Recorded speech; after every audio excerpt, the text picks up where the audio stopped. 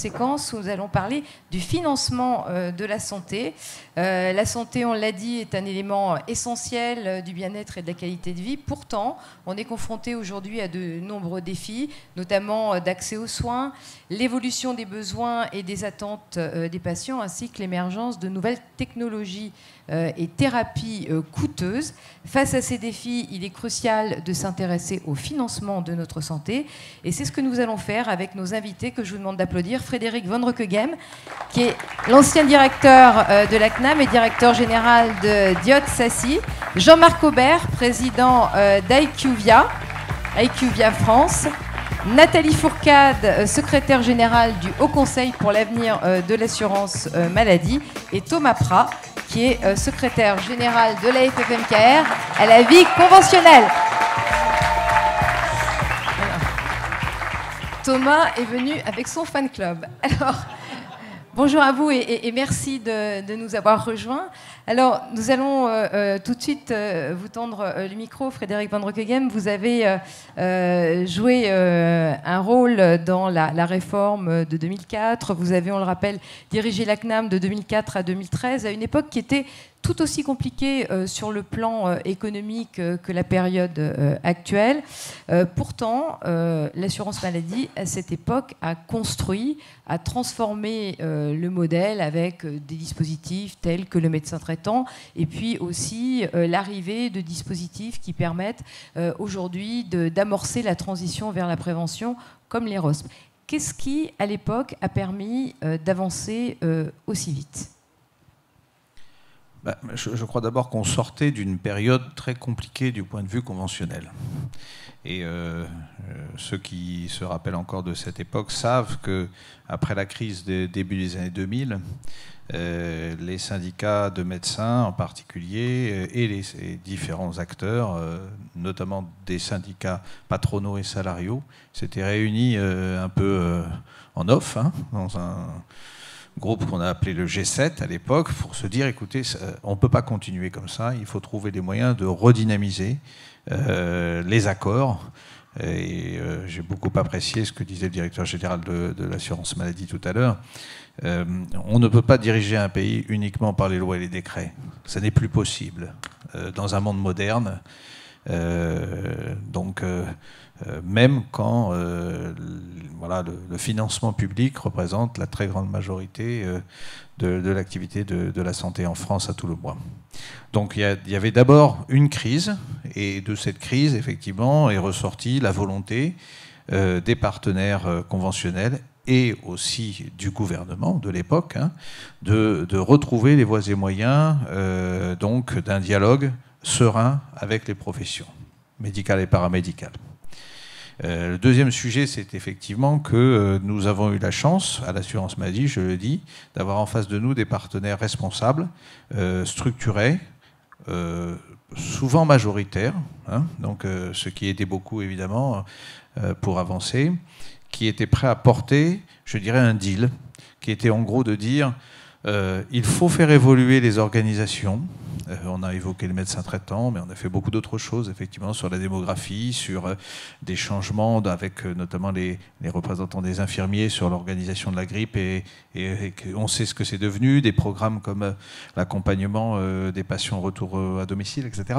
Mais le deal, c'était de dire, on bouge, la discussion conventionnelle, ça n'est pas une simple discussion financière, c'est une discussion plus globale, avec une ligne directrice qui est quand même la santé, donc qui est un levier pour trouver des accords, parce que on travaille sur un domaine qui est commun, avec un objectif qui est commun.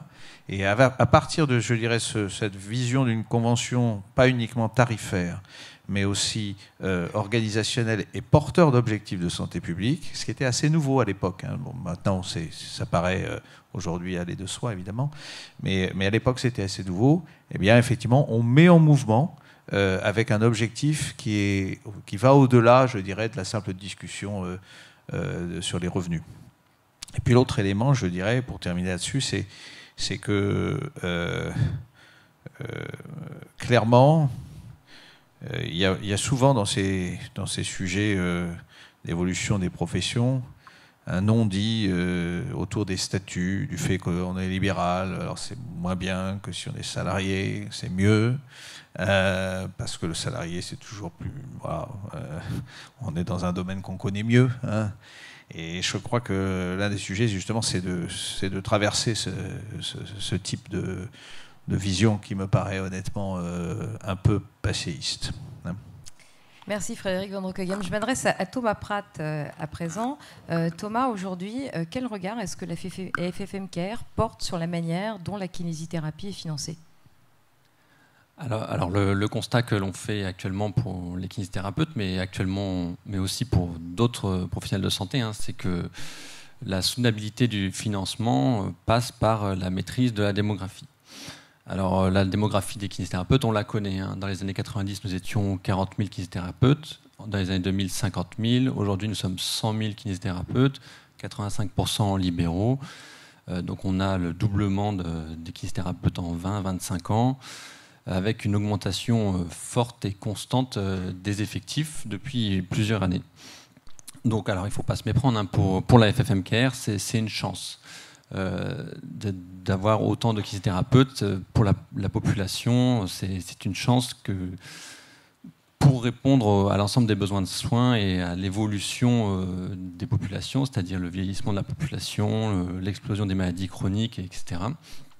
Nous avions mené une étude démographique il y a 2 ans maintenant, justement pour vérifier l'adéquation entre l'offre de kinésithérapie et la demande, et qui avait montré que sur l'ensemble du territoire, il y avait une inadéquation entre l'offre et la demande, c'est-à-dire qu'on manquait de kinésithérapeutes sur l'ensemble du territoire.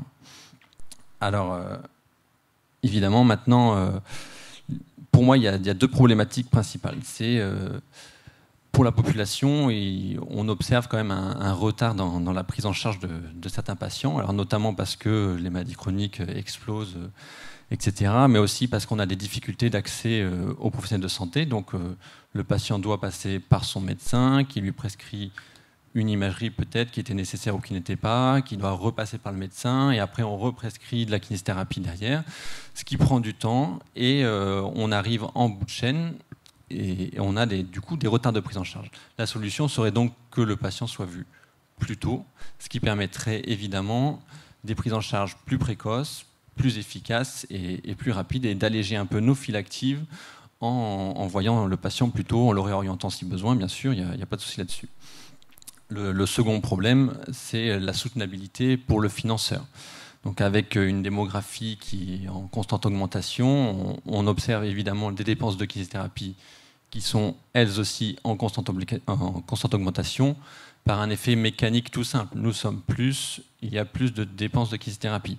Pour autant, pour le kinésithérapeute individuellement, les revenus stagnent. Il n'y a pas d'augmentation des revenus pour les kinésithérapeutes depuis des années. Donc pour le financeur, la dépense de kinésithérapie n'est vue que sous le prisme prix-volume. Et on régule la dépense en tirant sur les prix. Pour le kinésithérapeute, c'est évidemment un problème.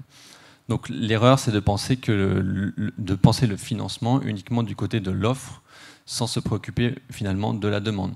Et la ministre l'a dit ce matin, hein, finalement le financeur fait des choix. Il faut simplement les assumer, et que en faisant des choix, il y a une partie de la population qui ne saura peut-être pas se soigner comme elle le devrait. Donc nous, au niveau syndicalisme, comment on peut agir là-dessus, puisqu'on ne peut pas se laisser paupériser la population sans rien faire, c'est la population de kinésithérapeutes. Donc pour nous, notre façon d'agir, c'est de la maîtrise démographique. Nous n'avons pas le choix, en fait, on ne peut pas laisser la situation comme ça. Donc la maîtrise démographique, ça passe par une meilleure répartition des professionnels sur le territoire, et ça passe aussi par la maîtrise de l'évolution des kinésithérapeutes sur le territoire.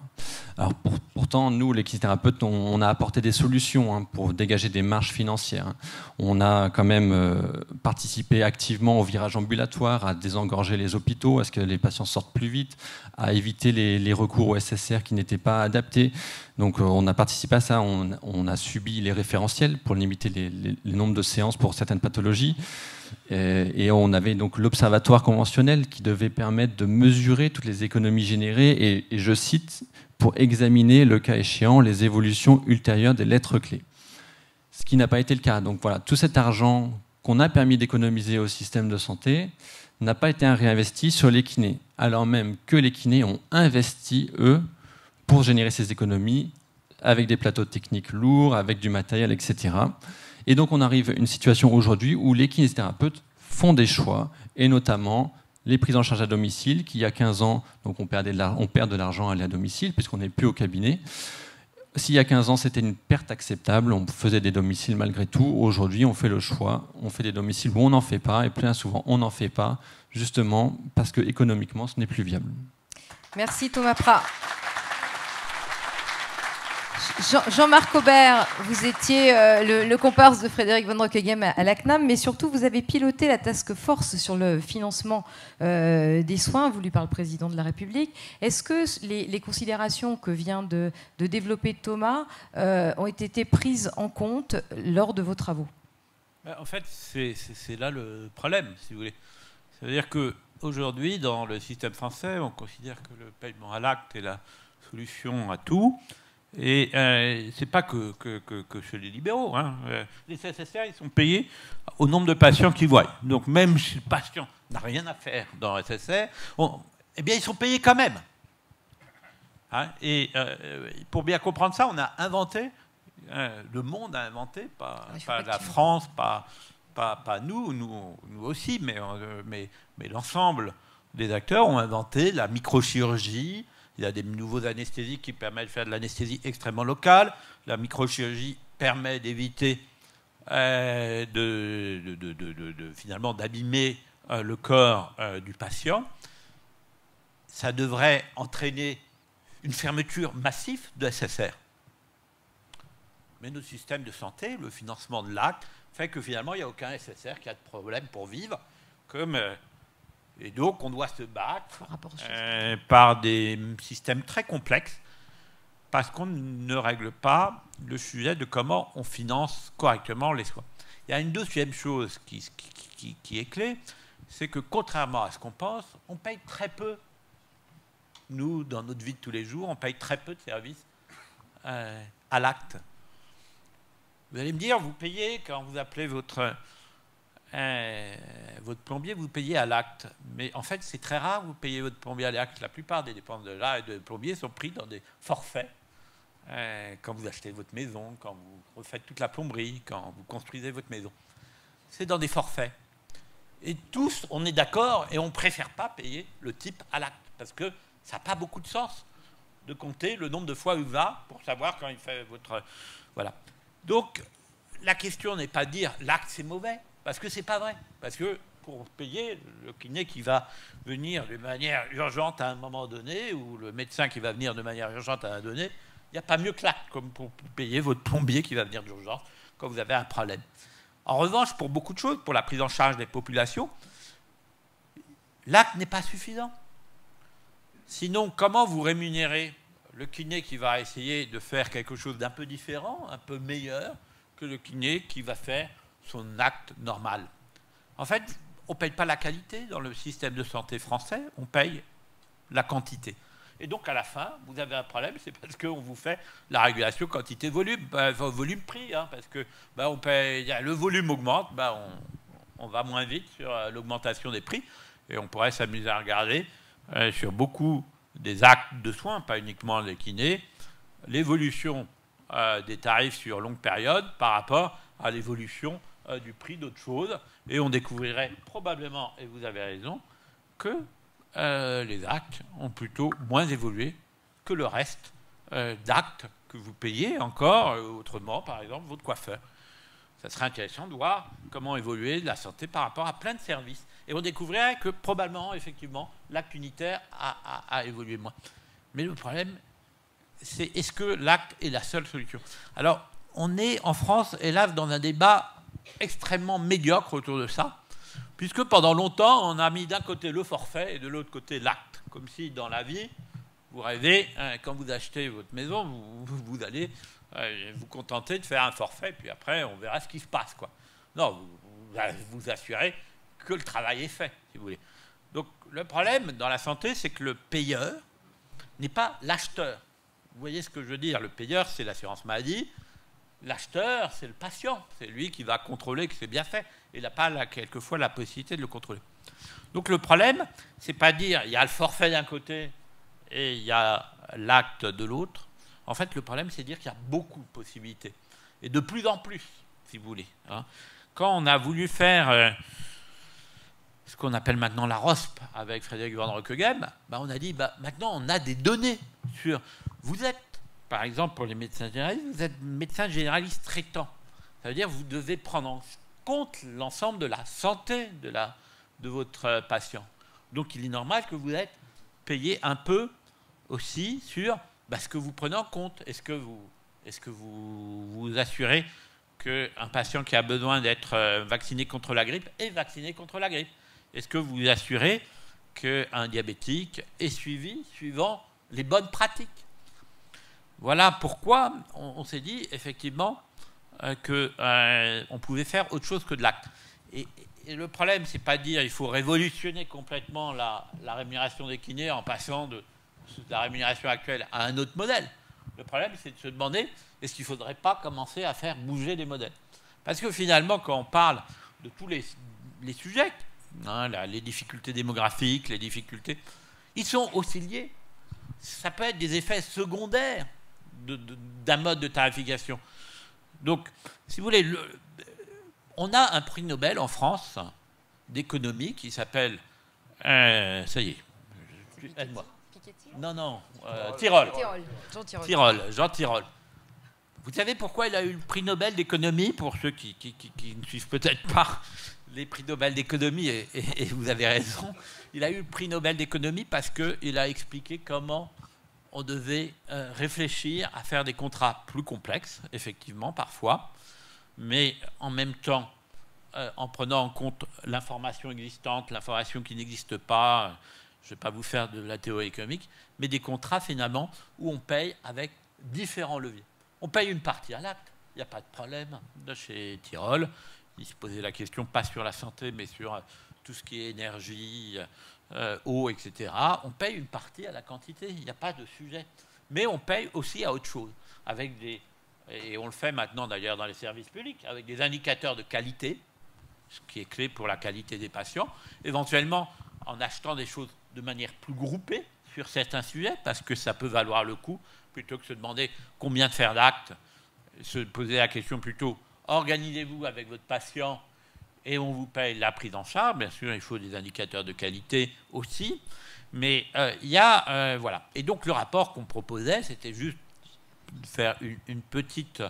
C'était pas très compliqué, c'était de dire, le problème, c'est pas de savoir s'il faut faire l'acte ou du forfait, ça c'est du pipeau. Ce qu'il faut faire, c'est comment on fait évoluer la tarification globale des professionnels. Et je vais prendre, et je vais terminer là-dessus, il y a une profession qui a décidé de faire une transformation de sa tarification. C'est autant, et c'est d'abord la profession qui l'a demandé presque plus que les pouvoirs publics, ce qui est intéressant, c'est les pharmaciens. Les pharmaciens, ils ont décidé, il y a quelques années, de passer à une rémunération où ils étaient payés plus quand les boîtes de médicaments étaient chères, moins quand les boîtes de médicaments étaient pas chères.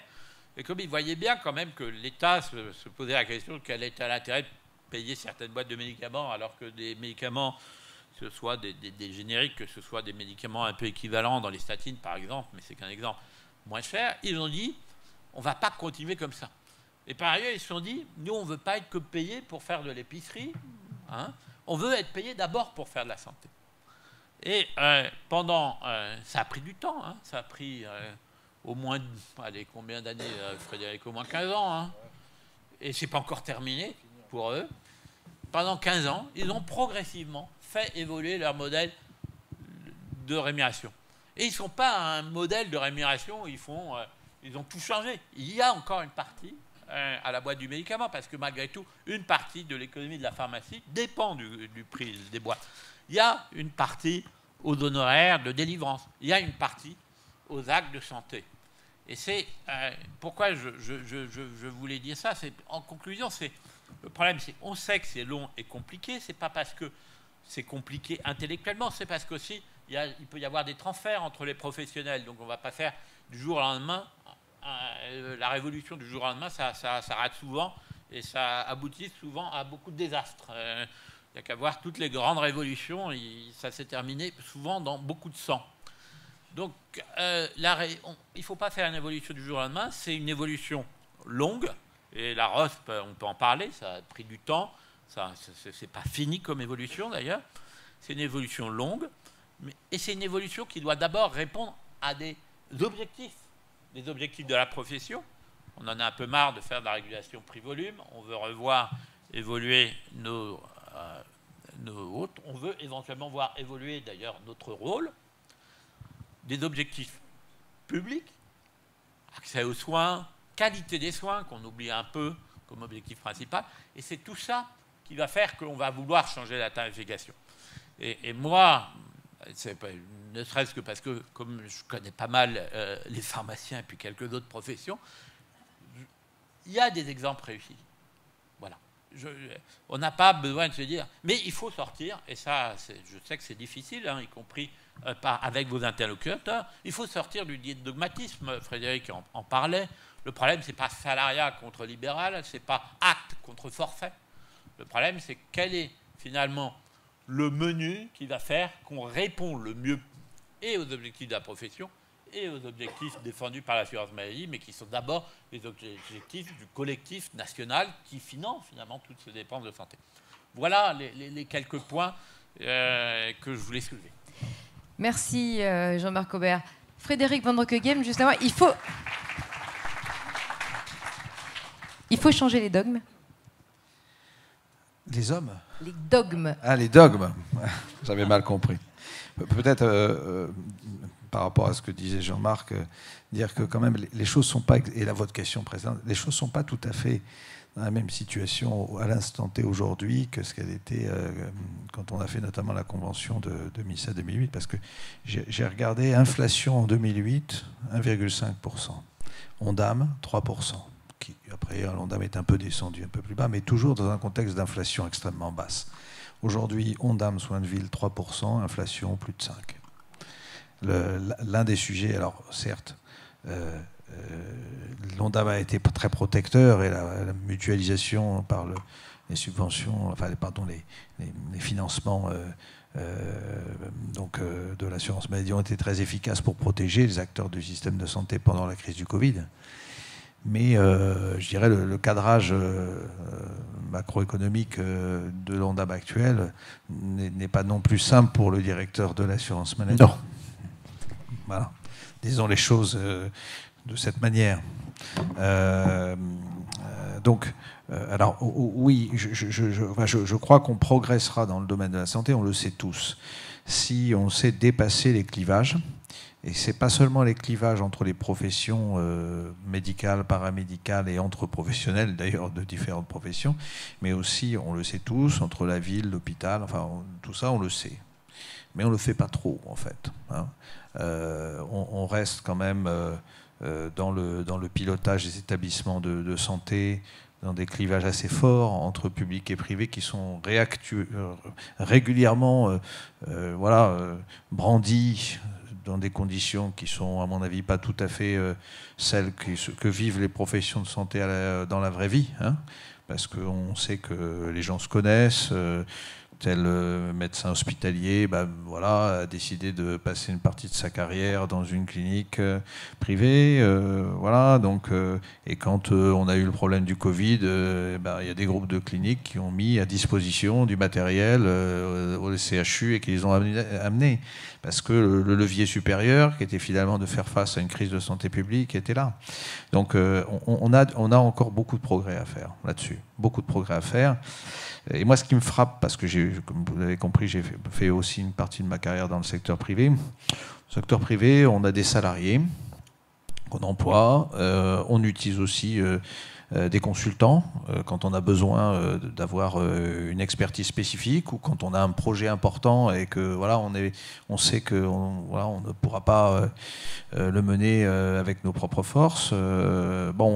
Ces questions-là, c'est la vie de tous les jours. Oui, il n'y a pas de...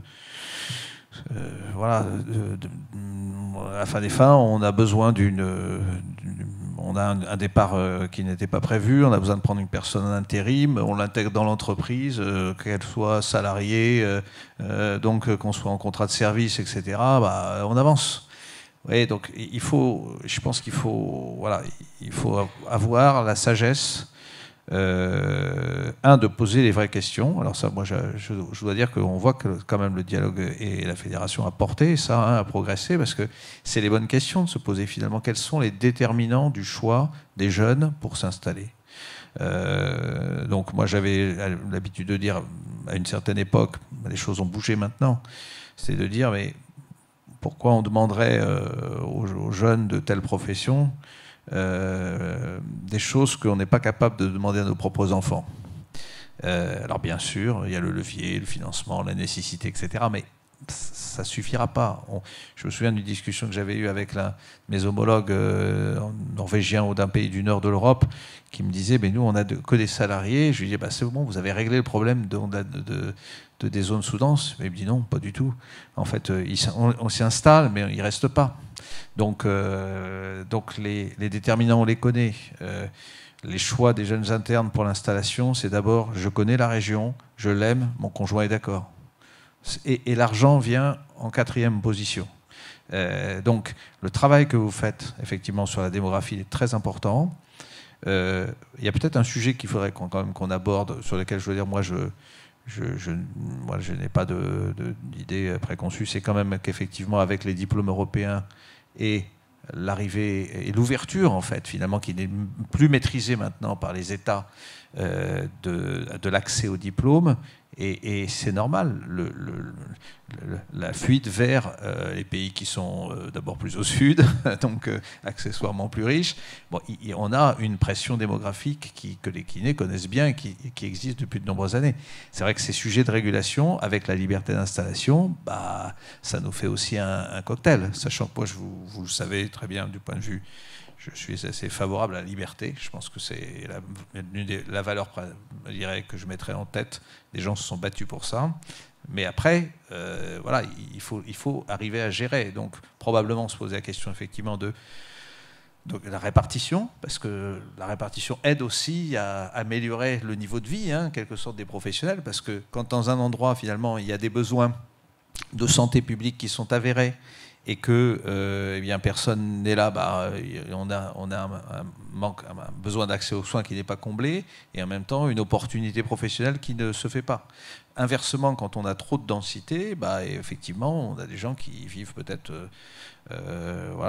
moins bien, du point de vue en tout cas de leurs ressources professionnelles. Donc ces sujets-là, effectivement, il faut travailler, et effectivement, je crois que la place des fédérations, des syndicats comme le vôtre, c'est effectivement, outre de porter à la connaissance des pouvoirs publics les attentes des professionnels, c'est aussi inversement de les aider à comprendre les déterminants de la situation et d'ouvrir la voie des alternatives qui vont dans le bon sens. Merci. Je m'adresse à présent à Nathalie Fourcade, qui est la secrétaire générale du Haut Conseil pour l'avenir du Haut Conseil pour l'avenir de l'assurance maladie. On va y arriver. Nathalie Fourcade, le HCAM, il y a quelque temps, avait publié un rapport sur l'ONDAM, appelant à de nouvelles modalités de régulation. Ce rapport, qui date de 2021, fait étrangement écho avec le dernier rapport de la Cour des comptes sur l'exécution de la loi de financement ou de la sécurité sociale, où la Cour des comptes fustigeait les modalités de définition de l'ONDAM et en particulier reprochait que les objectifs de maîtrise médicalisée soient fixés simplement en fonction des objectifs et des attendus de Bercy. Vous, au HCAM, qu'est-ce que vous pensez ? Oui, c'est un des constats qu'on a fait dans ce rapport pour le secteur de la santé, mais que d'autres faisaient, notamment la commission Arthuis à la même époque pour les finances publiques en général, sur le fait qu'on a une régulation qui est trop court-termiste et trop budgétaire et qu'il faut aller vers plus de pluriannualité. Et pour ce qui est de l'ONDAM et du système de santé, développer les outils de régulation pluriannuels pour avoir moins à mobiliser les outils de régulation infra-annuels annuels qui sont les plus efficaces à court terme pour freiner la dépense, mais qui ne sont pas forcément les plus pertinents, ne serait-ce que parce que les leviers qui sont actionnables à court terme ne portent pas forcément sur les postes qui sont en train de déraper, dont les dépenses augmentent.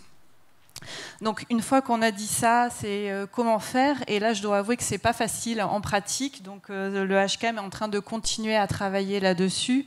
Comment essayer de développer au niveau macro, mais aussi par grands secteurs, par grands domaines du système de santé, donc soit des grands secteurs de soins comme les soins primaires, soit des pathologies comme le cancer qui représentent une partie importante des dépenses et de la population, arriver à définir des trajectoires qui articulent mieux les services à rendre à la population. Et ça, c'est un point très important parce que on définit pas ou pas bien les services qu'on doit rendre à la population aujourd'hui. On réfléchit beaucoup en termes de maillage du territoire par l'offre de soins, mais sans prendre la peine de définir au préalable quels sont les services que les professionnels doivent rendre.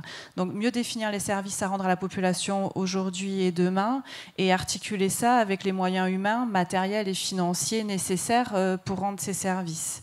Donc, on essaye de travailler là-dessus pour rendre nos propositions plus opérationnelles, parce qu'elles étaient beaucoup incantatoires jusqu'à présent. On essaye de regarder à l'étranger s'il y a des exemples de bonnes pratiques dont on peut s'inspirer. Et on doit dire qu'on trouve une préoccupation commune, faire ce que je viens de dire, mais pas beaucoup d'exemples réussis, parce que c'est des sujets très compliqués, mais on y travaille. En tout cas, on voit que la préoccupation, qu'il s'agisse de définir le mode de rémunération ou qu'il s'agisse de définir les budgets, c'est toujours partir du soin, en tout cas, et du besoin. Oui, tout à fait.